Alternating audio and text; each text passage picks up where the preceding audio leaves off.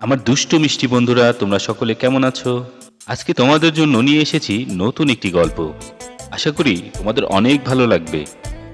আজকের গল্প সাহসিক রাহুল। একদিন একটি ছোট্ট গ্রামে রাহুল নামের একটি ছেলে বাস করত।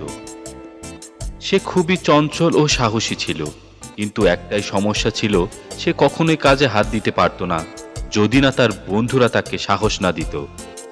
একদিন গ্রামের সন্নিকটে এক ভয়ানক জঙ্গলের একটি রহস্যময় গুহা পাওয়া গেল। সবাই বলছিল গুহার ভিতরে অনেক গুপ্তধন আছে, কিন্তু কেউ সাহস করবে না সেখানে ঢুকতে। সবাই ভয় পেয়ে থাকতো। রাহুল শুনে ভাবল, আমি যদি এখন সাহস না করি তাহলে কেউ কিছু জানতে পারবে না এখানে কি রয়েছে।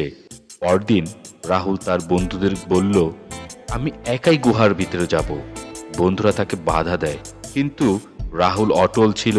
সে একাই গুহার দিকে পা বাড়ালো। গুহার মধ্যে প্রবেশ করার পর রাহুল দেখল তার সামনে অনেক পথ আছে, কিন্তু সে বুঝতে পারছিল না কোন পথটি নিরাপদ।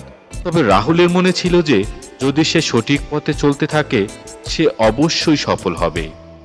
একে একে অনেক বাধা অতিক্রম করে সে গুহার শেষ প্রান্তে পৌঁছালো এবং দেখতে পেল সোনালী রত্ন পাথর, যা আগের কেউ কখনো দেখেনি। রাহুল গুহা থেকে বের হয়ে আসার পর সবাই অবাক হয়ে গেল। তারা জানল রাহুল তার সাহসিকতা ও দৃঢ়তার মাধ্যমে সাফল্য অর্জন করেছে। রাহুল তখন বলল, সাহসের সাথে যদি পরিশ্রম করা যায় তাহলে কোনো কিছু অসম্ভব নয়। বন্ধুরা, গল্পের শিক্ষা হচ্ছে, যদি তুমি সাহস এবং পরিশ্রমের সাথে কাজ করতে পারো তাহলে কোনো চ্যালেঞ্জই তোমার জন্য কঠিন হবে না। আশা করছি তোমাদের গল্পটি অনেক ভালো লেগেছে। আর যদি ভালো লেগে থাকে পরবর্তী গল্পের জন্য অবশ্যই চ্যানেলটি কিন্তু সাবস্ক্রাইব করবে।